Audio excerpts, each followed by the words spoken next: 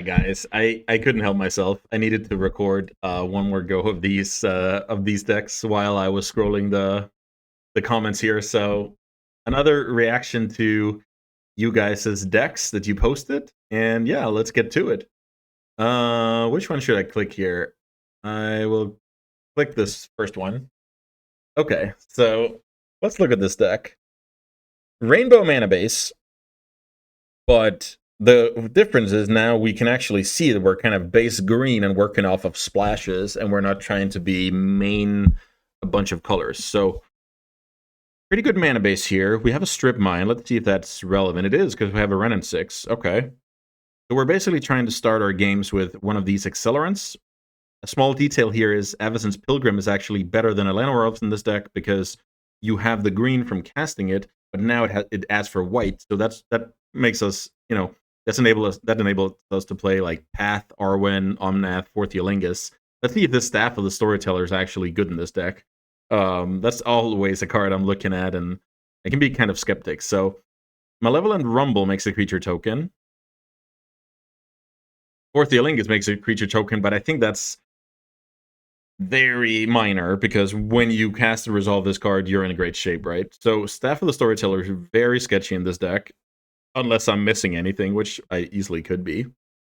Because worth noting is it does not trigger off of the clue tokens from Tamiyo.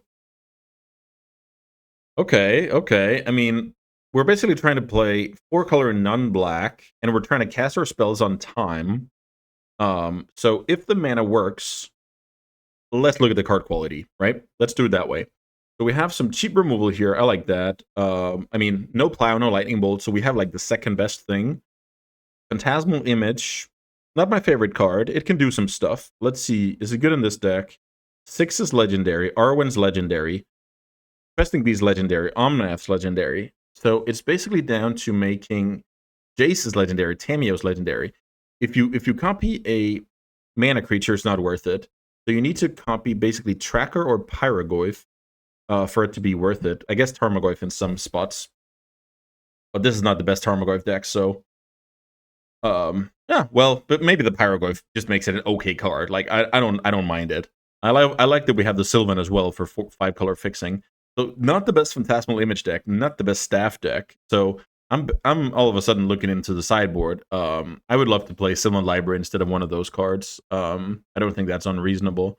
Let's see, what can Green Sun Zenith do? It's like 2 mana dude, 3 mana, basically 2 mana creature, 3 mana Tarmogoyf, 4 mana 6 Tracker, 5 mana Questing Beast or Omnath. So very cool flexibility on the Zenith here. I like that a lot.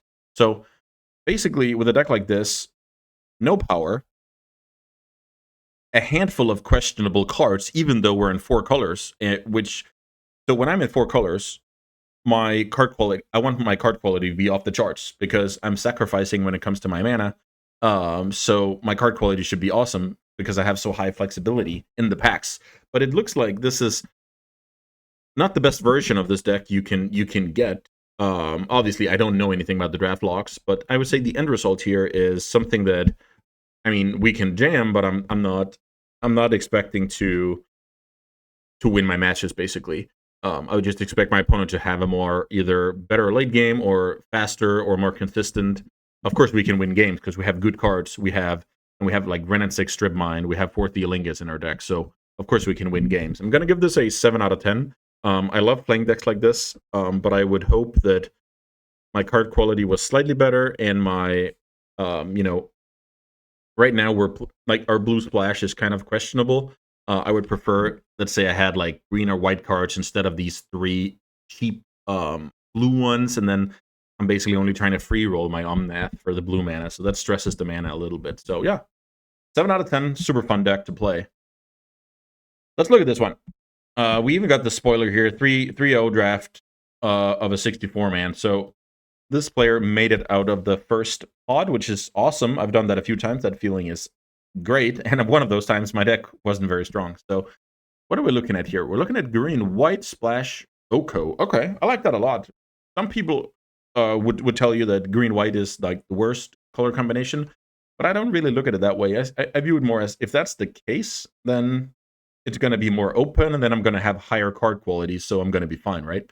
And I can tell already that this is actually the archetype that I'm the worst at drafting, like how to get there. And that is the archetype where you're trying to utilize fast bond.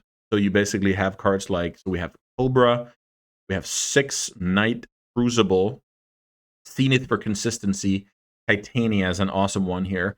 The reason why Titania is awesome is Titania lets you basically bring back, in this case, let's see if there's any fetches. There's 1 fetch, 1 Ursa Saga. So usually you want to pair this with like Zuran Orb or Sylvan Safekeeper.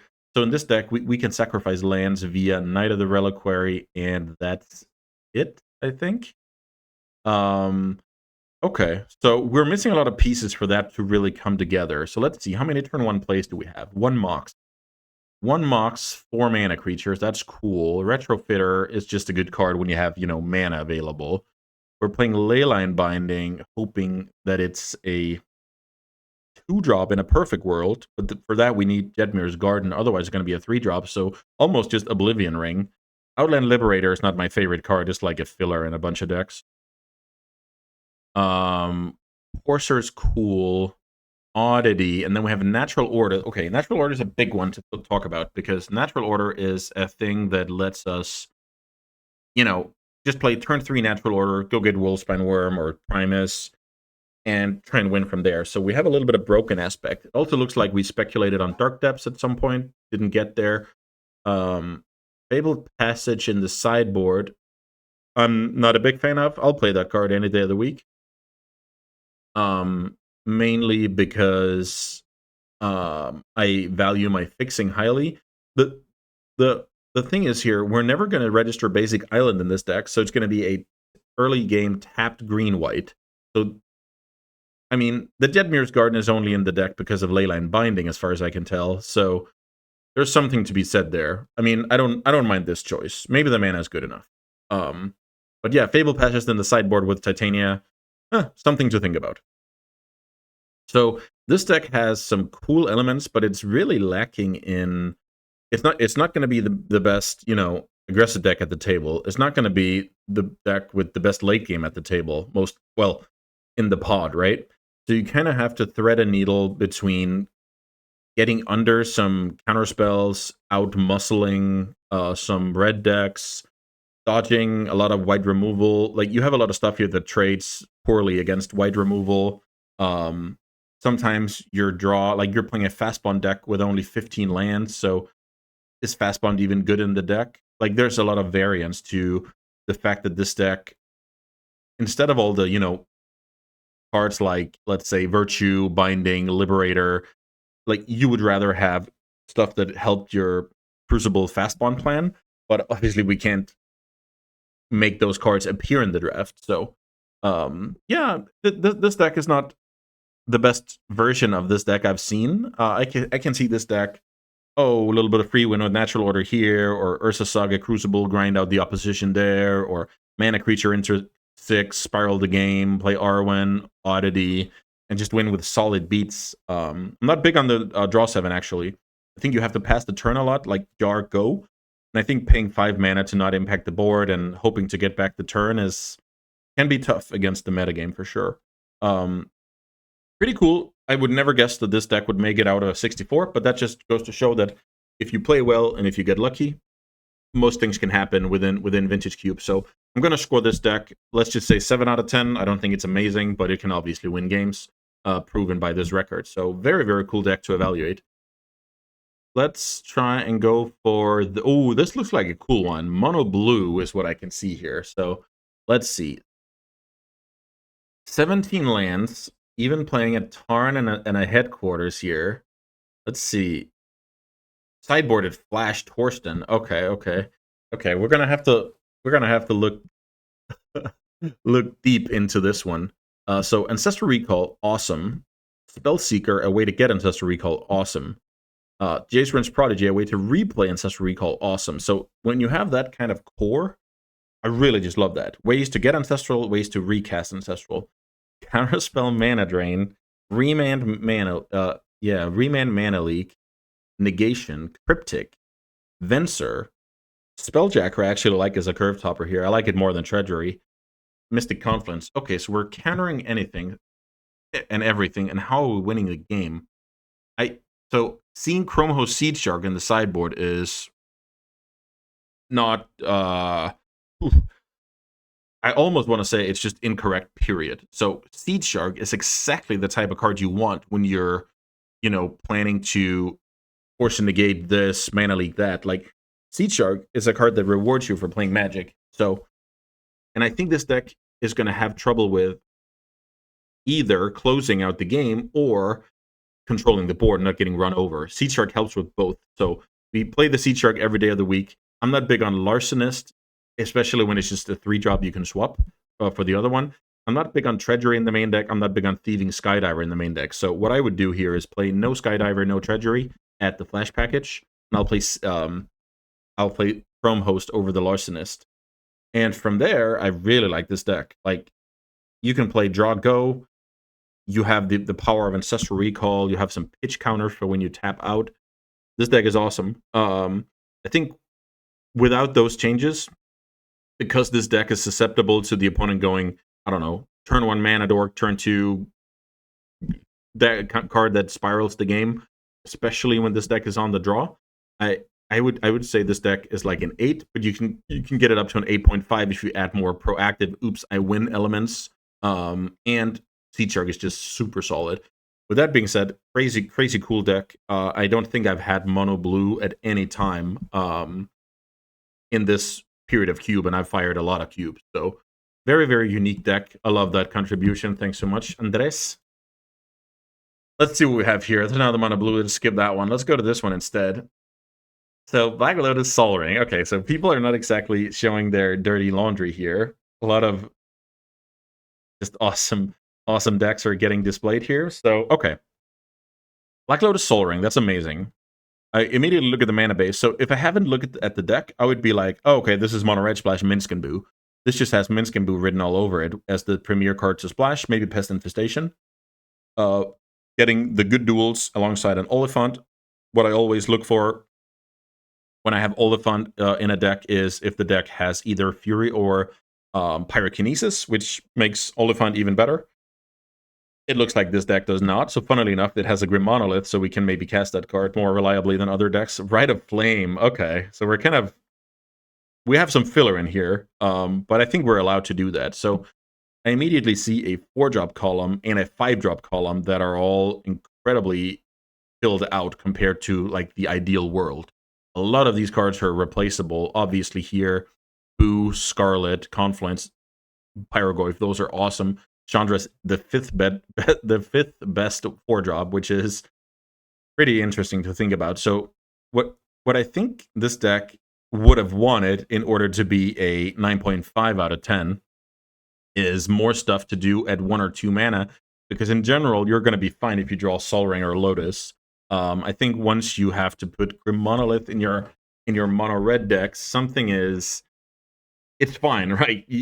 Obviously this is super awesome, but it's not perfect. Let me put it that way. So we wanted more 1-drops. We wanted more 2-drops. It's actually amazing we don't have any more 2-drops. Legionnaire is a 2-drop. So is Bone Crusher. I guess the shock effect of that card. So I think this is like a deck where if you don't draw your Lotus or Sol Ring, this deck can have so many 4s and 5s in hand, and like this is a group of 8. So you have 8 combination. Wait, well, you have 8 total. So the risk of having like 2 of these in your starter is so high.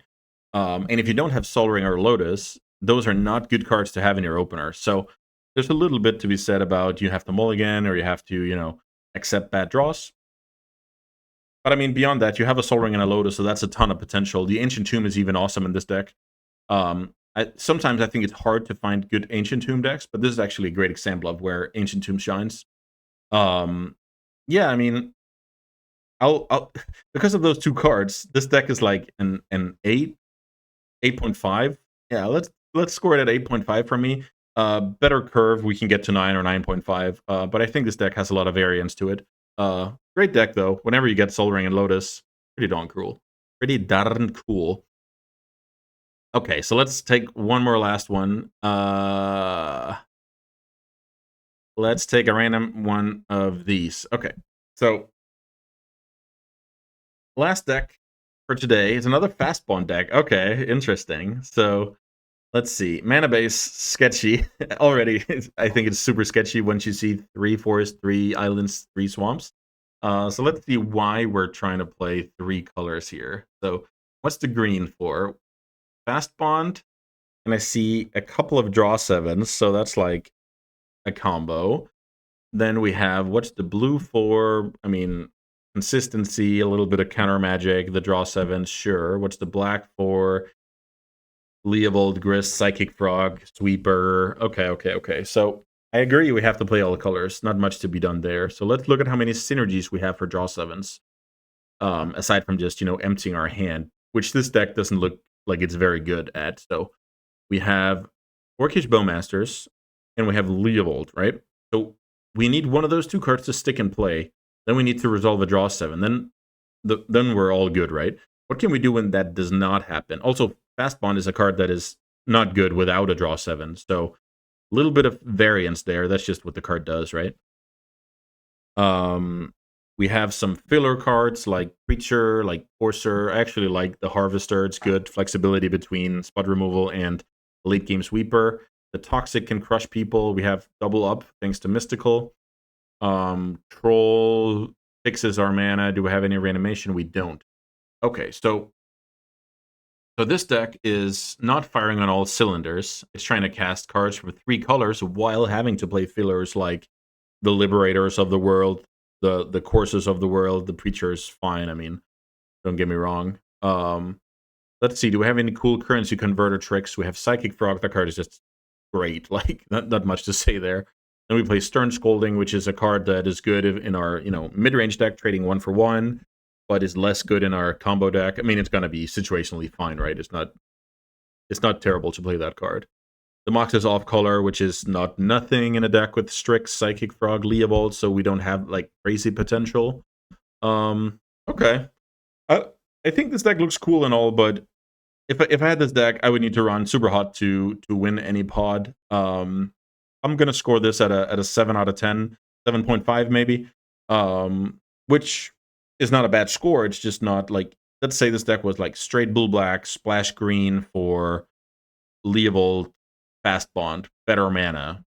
It would already make the deck better. Let's say this deck was blue green, splashing black for Bowmasters, Leovold, Psychic Frog, off of only duels, 1 swamp at the most, way better. So I'm really big on the mana base thing and it being a thing.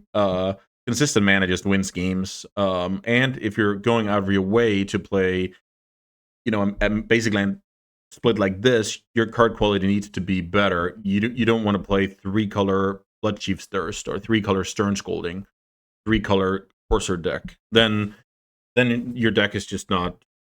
It's just not going to be eligible for the 9 out of 10 or 9.5 out of 10. So cool, decent deck. Looks like a fun deck. I'll happily play it, but I'm not going to expect it to crush everybody with it. Okay, that's going to do it for the second iteration of Rate Your Cube deck. I hope you guys enjoyed it a bit.